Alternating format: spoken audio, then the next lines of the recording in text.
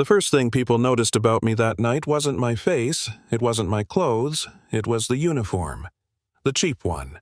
The kind that tells everyone exactly where you stand before you even open your mouth. I was standing at the edge of a private airport terminal holding a clipboard that wasn't really mine, watching a line of wealthy passengers walk past me like I was part of the wall. And that's when one of them looked straight at me and said with a smirk, "Hey, valet, hurry up. Some of us actually have places to be." I wasn't a valet. I was the operations supervisor on duty. But I let it slide. I always did back then. Because when people see a uniform like that, they don't see you. They see a role they think is smaller than them. And yeah, that night that assumption was about to blow up in a way none of us could have predicted. Let me rewind a bit. I didn't grow up with money. I grew up learning how to stay quiet, how to work twice as hard just to be considered average, how to swallow insults because arguing felt like a luxury I couldn't afford. I took the night shift at a private aviation company because it paid better and asked fewer questions.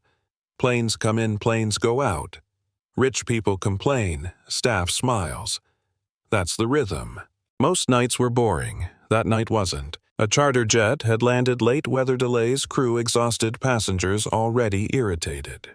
One man, in particular, mid-40s, expensive watch voice trained to command rooms, decided I was his personal punching bag. "This is unacceptable," he snapped, waving his phone inches from my face. "Do you have any idea what my time is worth?" I nodded calmly. "Sir, we're doing everything we can. The fuel delay is out of our hands." He laughed. Not amused, just dismissive. "You people always say that." "You people." I felt it then, that familiar heat in my chest, the old urge to either disappear or explode.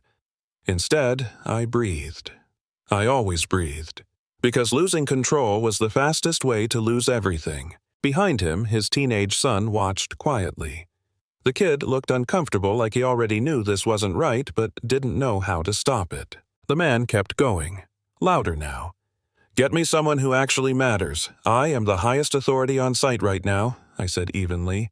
That's when he scoffed. "Sure you are." That moment right there, that's Act 1. Because that's when the hook set. I could feel it. Something was shifting. I walked away without another word. Not because I was weak, but because I was done playing the part he wrote for me. I went straight to the operations office, picked up the phone, and made a call I had never needed to make before. Within minutes, the atmosphere changed. Not loudly. Quietly. Staff straightened up.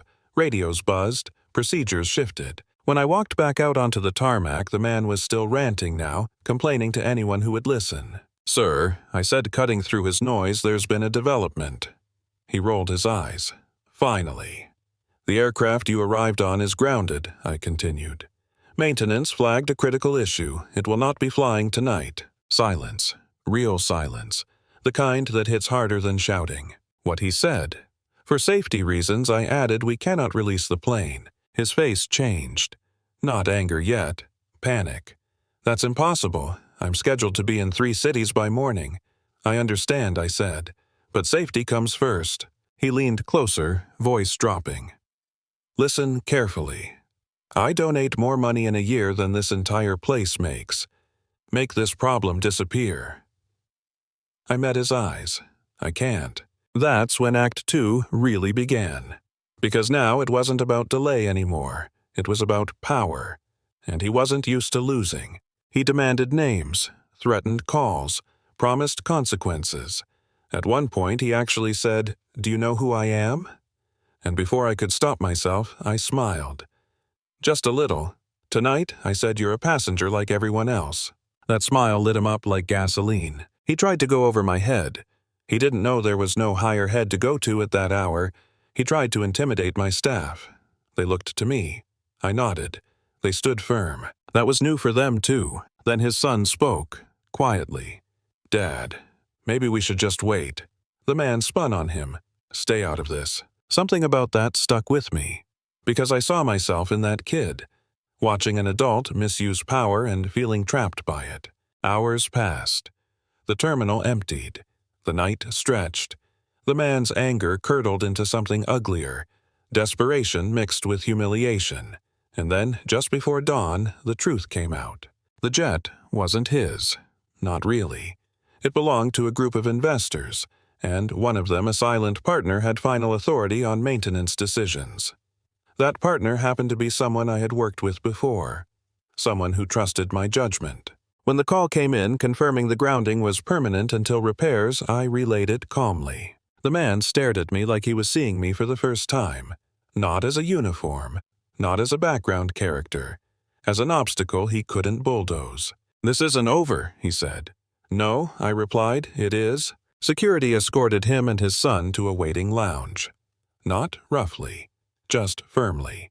The kind of firmness that doesn't need to raise its voice. When the doors closed behind them, my hands started shaking. Not from fear, from release. Because standing your ground costs something even when you're right. Later that morning, my manager called. I expected trouble. Instead, he said I heard what happened. I braced myself.